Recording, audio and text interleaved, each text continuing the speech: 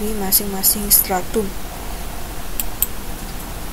Kemudian kita ada juga penarikan sampel acak berstrata proporsional, di mana penarikan sampel acak ini jumlah masing-masing strata dalam sampel sebanding dengan jumlah masing-masing strata dalam populasi.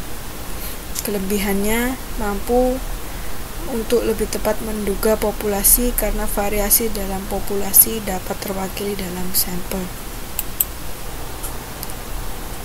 Keterbatasannya tidak ada informasi dan data yang cukup tentang variasi populasi.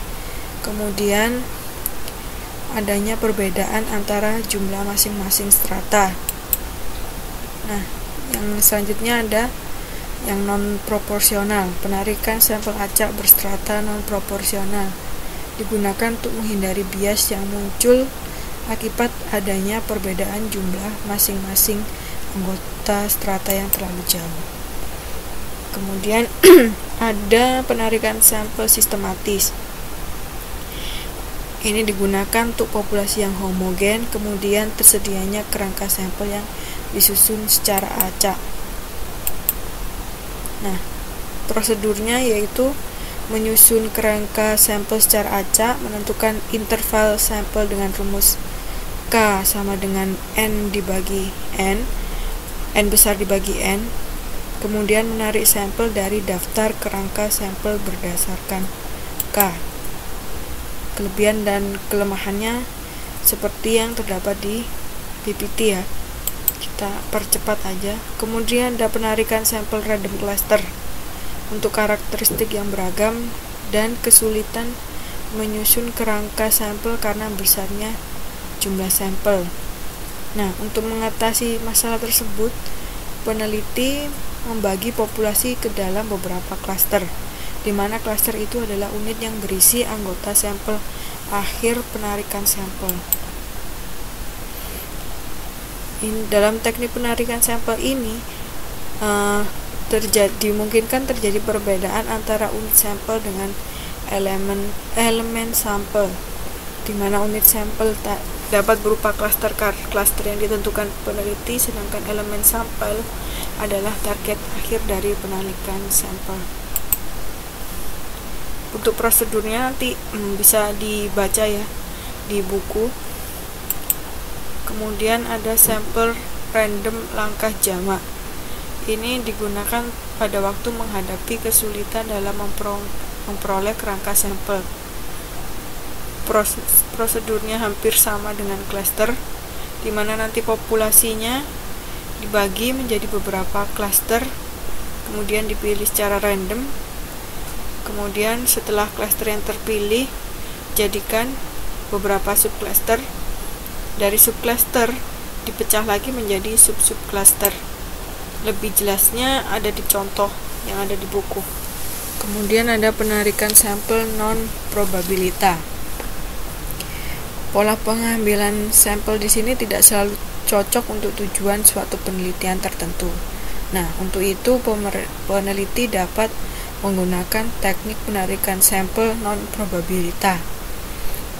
Konsekuensinya, peneliti memiliki keterbatasan dalam pendugaan sampel terhadap populasi. Ada penarikan sampel purposif, yaitu penarikan sampel dengan pertimbangan tertentu. Ada convenience sampling berdasarkan keinginan peneliti, kemudian ada judgment sampling berdasarkan penilaian terhadap karakteristik anggota sampel. Kemudian ada penarikan sampel kuota. Penarikan sampel kuota ini digunakan untuk populasi yang cenderung heterogen. Kemudian di situ prosedurnya, Waalaikumsalam Mas Rudi, mengelompokkan responden dalam beberapa kategori, kemudian menentukan jumlah sampel untuk masing-masing kategori. Selanjutnya ada pengambilan sampel bola salju untuk kasus-kasus yang cenderung sensitif. Kita nanti untuk yang pengambilan sampel bola salju bisa didapatkan sosiogramnya. yang melibatkan seluruh objek penelitian. Kemudian ada pengambilan sampel aksidental. Digunakan jika populasi relatif homogen dan peneliti sulit untuk menyusun kerangka sampel. Ada pengambilan sampel ahli. Pemilihan sampel dianggap representatif didasarkan atas pendapat ahli, sehingga apa dan siapa yang akan dipilih menjadi anggota sampel tergantung pada pendapat ahli tersebut. Itu ya untuk yang penarikan sampel. Nanti bisa dibaca di modul 5. Kalau ada pertanyaan silahkan ditanyakan. Akan lebih jelas jika teman-teman membaca contoh-contoh soalnya. Terus kita lanjut ke Waalaikumsalam Mbak Naini.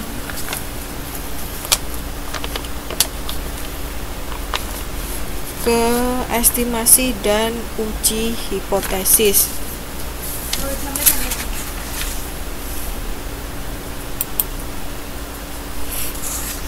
Nah, kembali lagi ya, seperti biasa, apa sih yang dilakukan peneliti setelah selesai melakukan penelitian? Kira-kira apa? Peneliti akan mengambil kesimpulan. Nah, untuk itu dilakukan suatu inferensi. Di sini ada dua konsep yang berkaitan dengan inferensi. Yang pertama yaitu estimasi, yang kedua adalah pengujian hipotesis. Estimasi itu apa? Ada yang tahu?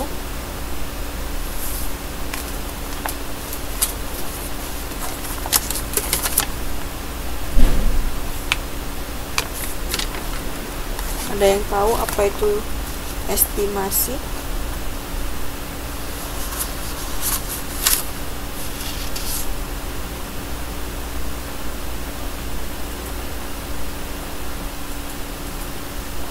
Pendugaan, benar, kita menduga. Estimasi itu contohnya, peneliti ingin meneliti tingkat kesejahteraan buruh yang ada di kompleks buruh Coca-Cola. Itu ada di halaman 6.3 ya. Estimasi itu dipakai sebagai dasar untuk melakukan suatu keputusan. Nah, dalam statistik, estimasi dikatakan sebagai salah satu cara untuk menyatakan karakteristik populasi dengan menggunakan karakteristik dari sampel. Nah, dalam melakukan estimasi, kita itu memakai beberapa estimator. Apa sih estimator itu? Estimator adalah statistik yang digunakan untuk melakukan estimasi parameter populasi. Contohnya, ini ada di halaman 6.3 ya. Di situ ada 1.554 buruh. Kemudian diambil sampel sebanyak 250 buruh. Nah, dari hasil penelitian diketahui bahwa rata-rata pendapatan responden per bulan itu sebesar 600.000. Nah, berdasarkan data di tingkat sampel tersebut, maka ada pertanyaan lebih lanjut. Benar nggak sih rata-rata pendapatan apakah memang benar sebesar 600.000? Nah, untuk menjawab pertanyaan tersebut, maka dilakukan estimasi terhadap rata-rata penghasilan buruh di tingkat populasi dengan memakai data rata-rata penghasilan buruh di tingkat sampel. Nah, kemudian kita punya uji hipotesis. Perbedaan antara estimasi dan uji hipotesis adalah untuk estimasi kita menduga kenyataan yang ada di tingkat populasi dengan memakai data di sampel. Sedangkan uji hipotesis itu digunakan untuk membuat suatu pertimbangan tentang perbedaan antara nilai statistik di sampel dengan nilai parameter populasi. Nah,